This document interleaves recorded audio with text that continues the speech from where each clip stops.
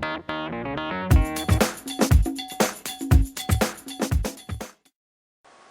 friends, I am Vibhor Asri and today I will teach you about how to create empowering beliefs. Some people call it belief and some call it faith. There is an old saying, faith has so much power that it can move mountains. You can have unlimited faith in God, in your family, in yourself, in your talent, in your knowledge, in your hard work and in your skills. Beliefs have the power to create and the power to destroy.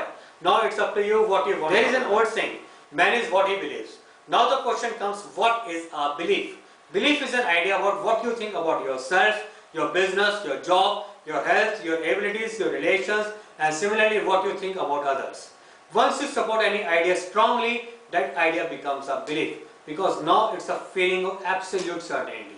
Belief has an unlimited power. It's up to you how you capitalize this power to achieve your goals. Most of our beliefs are generalizations about our past based on our interpretations of painful and pleasurable experiences.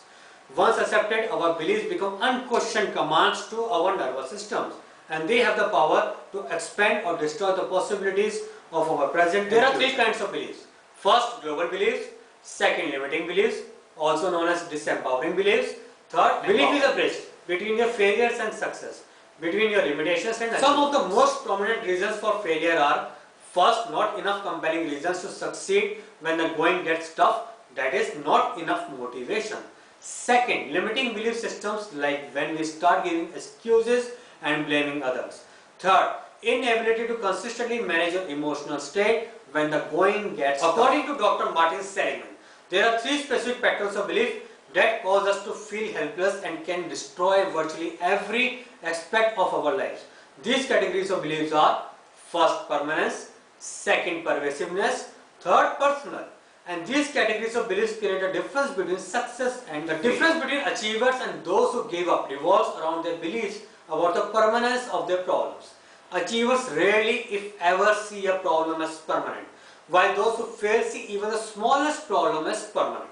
The second difference between winners and losers, those who are optimistic and those who are pessimistic, is their beliefs about the pervasiveness of problems. An achiever never sees a problem as being pervasive.